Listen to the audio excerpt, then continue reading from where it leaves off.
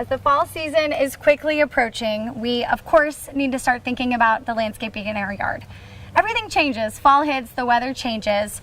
We're here with Tyler and Tom's Tree Place. Tell us what we need to be thinking about as these cooler months are approaching. Well, we need to start to begin fertilizing. Fertilizing in the fall is just as important, if not more important, than it is in the springtime. So we need to be putting out fertilizer. This is one of our fertilizing products that we have here. This is called First Prize, and we have it specially blended for the South Plains in this area. Okay, what makes it different than maybe what we would pick up at Lowe's or Home Depot? Well, we look at the soil composition that we have here in Lubbock. It's very basic. So we look at and the nutrients that are in here, and so that's how we determine what kind of fertilizer we need and what to put in it to do the best here in this Lubbock area. And then if I am going to put this on, kind of give me some instructions. If I'm brand new, okay. This is my first fall. I just maybe spent a lot of money redoing the yard over the summer. Yeah. And I don't want to lose all that as the freezes hit and that sort of thing. Okay. Well, you want to look at what kind of grass you have, whether it's fescue or Bermuda grass or even ryegrass. And there's instructions printed on the back for it, but overall, you want to get your rates right. You don't want to over fertilize, but you also don't want to under fertilize. And you want to make sure that you water it in. This isn't an organic material, so it can burn your grass if it's not watered in properly. But beyond that, it really does the work for you. Okay. So keeps things easy. Yeah. So you're talking about the different types of grass. Mm-hmm. What are we looking at with this house? Talk to me about this specific landscape and maybe show me some things of what we would do if this were my home. Okay.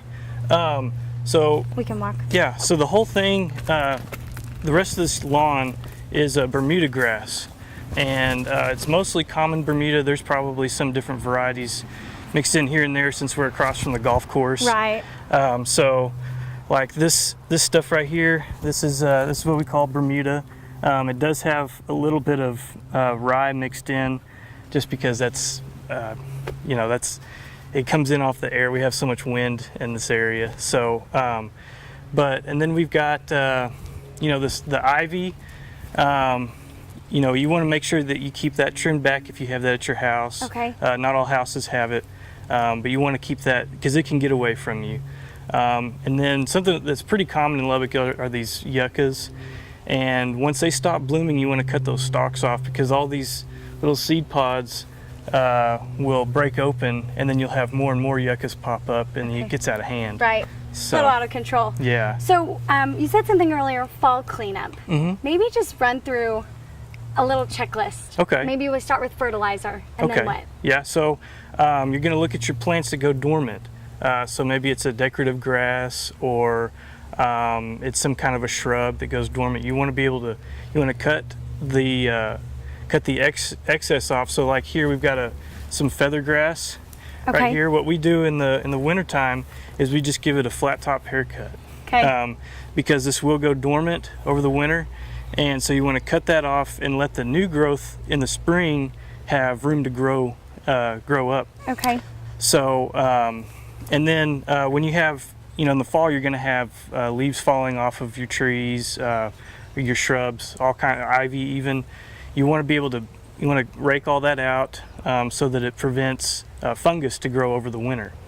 So. And I like where you're going with that. Talk to me about how the snow and the precipitation over the winter can kind of affect that. Talk about that. Okay, so the leaves are going to get trapped under your shrubs, or like maybe the house or something like that, and what they're going to do is trap the heat from the ground, and then they're also going to trap the moisture, and heat and moisture is a good recipe for fungus to grow, and that can kill your plants, make it unable to grow turf there or whatever. So, and that's all happening underneath these snow piles that we may or may not get in just a few months. Yeah, the snow, you're going to have snow, overnight or whatever, and then it warms up during the day and melts it all. So, yeah. So get rid of it now. Put that on your fall cleanup list. Yeah, okay. What else? Fall cleanup. Well, Really, that's pretty much it. The other aspect, I guess, to it is getting your trees trimmed. Okay. In the wintertime, that's the best time to really trim trees up because they're going to be the least stressed because they're going to have dropped all their leaves. They're kind of in a dormant stage. So tell me months. When you say wintertime, what Okay. month should I be trimming my trees? Trimming trees, we like to do it maybe the late October, starting late October into late February when they start to put new leaves on.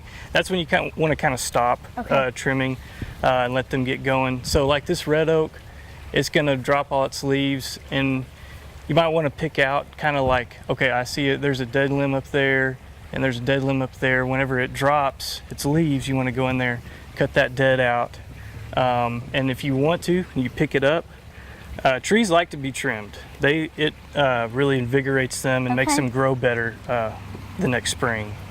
So that's pretty much it for fall cleanup. But it doesn't sound like much, but it's a lot of work. And so it's those little steps that you do in September, October that are going to prevent the issues come the moisture and the snow in December, January, and February. Right. That's why we like to put out the fertilizer, kind of like how a bear stores up food in the winter before it goes into hibernation. You want to feed your grass in the fall time before it goes dormant, so it's got a bunch of nutrients to start the spring off. Feed the bear. Yeah. Remember that. Fall cleanup. Yeah. Feed the bear. Yeah. Like that. Cool. Thanks, Tyler. Mm-hmm. Tyler, there's this idea that, hey, everything's dead in the wintertime. I'm going to save on my water bill. I'm not going to water the lawn. Talk to me about that. Yeah, well, really, everything's just in hibernation mode. Again, like we talked about earlier, you want to keep watering throughout the winter. Maybe not as much because it's not as hot, obviously. You're not going to get as much evaporation. But everything needs to keep moist and watered throughout the day. If it's going to freeze overnight, water in the warmer hours of the day. But if you don't water over the winter, and we have a winter like we just did, where we had zero rain, then you're gonna come springtime, you're not gonna have anything left to water. So those pesky weeds, they don't just go away in the wintertime like we want. No. So fall is a time period we should start thinking about post-emergent. Right. Yeah, we want to be able to, first of all, see what kind of weed we have, if it's a grassy weed or a broadleaf weed, and pick the chemical accordingly. If you want to get maybe a 2,4-D kind of product and kill your broadleafs. If your grass is still green, you may want to hold off on the glyphosate type of product. Okay. Yeah, you either have to spray it or pull it. So those are your only two options. Now I know this yard is basically perfect, but can you find some of those weeds just to show us? Sure. Just to show us the difference? Yeah. So here, this would be considered a broadleaf weed right here. So you've got a wider leaf like that. Now this is not a weed. This is a desirable plant, right. But a grass type weed. It's going to look more like this. It's going to look like grass. It's those longer strands of grass. Right. It's what people will call like maybe crabgrass, even sandburrs. That's a grassy weed, so you can't kill that with 2,4-D products. Okay. But then when we get later into winter, maybe towards the end of winter, we want to start putting out pre-emergent herbicide. And that's going to help prevent weeds from even getting to the surface.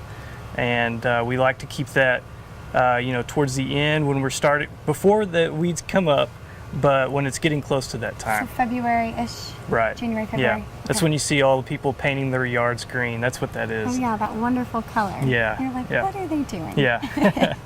Cool. So Tyler, grass types, weed types, herbicides, emergent, all of this can get pretty overwhelming. Yeah, it can, but there's tons of people here in Lubbock that know a lot about the stuff we just talked about, but there's even stuff on the internet that we look up. We use that too. So I get a pass to go to Google. Yes, you do. Yeah. Because even you do. Yes. Awesome. Well, thanks, Tyler. No problem.